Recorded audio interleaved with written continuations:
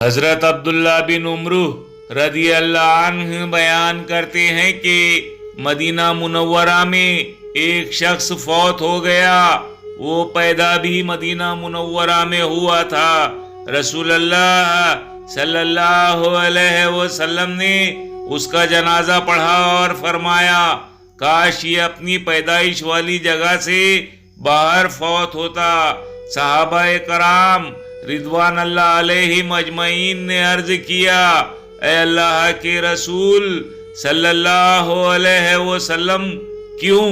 تو آپ صلی اللہ علیہ وسلم نے فرمایا جو شخص اپنی پیدائش کی جگہ سے دور فوت ہوتا ہے تو جنت میں اسے اس کی پیدائش کی جگہ سے موت کی جگہ تک کا فاصلہ ناپ کر جنت دی جاتی ہے.